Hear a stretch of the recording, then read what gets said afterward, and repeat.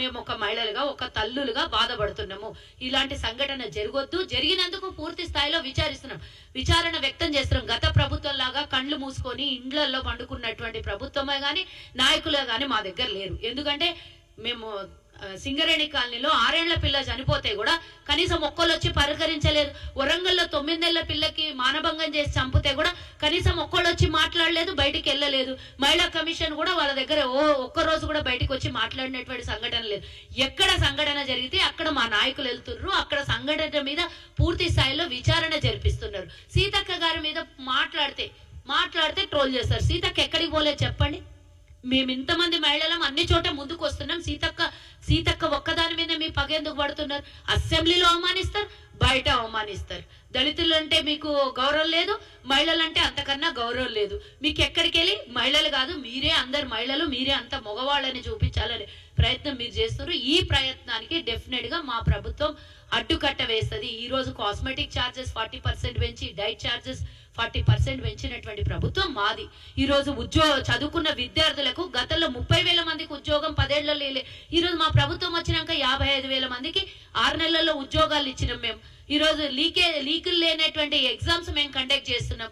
ఒక్క నోటిఫికేషన్ తోనే ఎగ్జామ్స్ అయిపోతున్నాయి మా దగ్గర.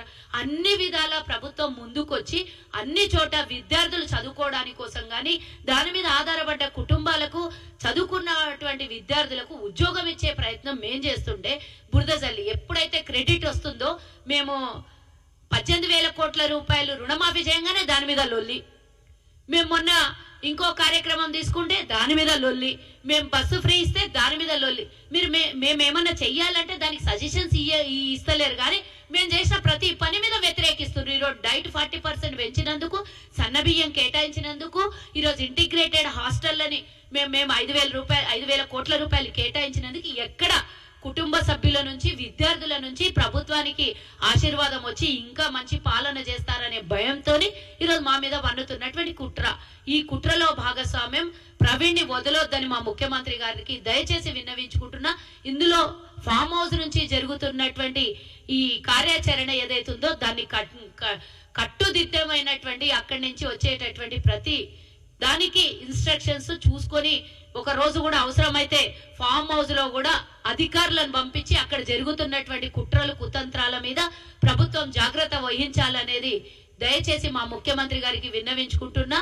దీంట్లో మేము విచారణనైతే పూర్తి స్థాయిలో వ్యక్తపరుస్తున్నాము. మా శ్రీహరి గారు, ఆ కాన్స్టిట్యున్సీ ఎమ్మెల్యే అయినటువంటి శ్రీహరి గారు పూర్తి స్థాయిలో పర్యవేక్షణలో ఉన్నారు. అధికారుల తప్పిదం అయితే అధికారులను సస్పెండ్ చేస్తాము. దీని వెనకాల కుట్ర బీఆర్ఎస్ వాళ్ళది పూర్తి స్థాయిలో ఉన్నదని మాకు వచ్చినటువంటి సమాచారం కాబట్టి వారి మీద కూడా ఎంక్వైరీ చేస్తామని మా ఎమ్మెల్యే గారు చెప్పడం జరిగింది. అదే విధంగా మా ప్రభుత్వం కూడా దాని మీద కార్యాచరణ తీసుకుంటుందని ఈ సందర్భంగా మీడియా సోదరులకు తెలియజేస్తున్నారు.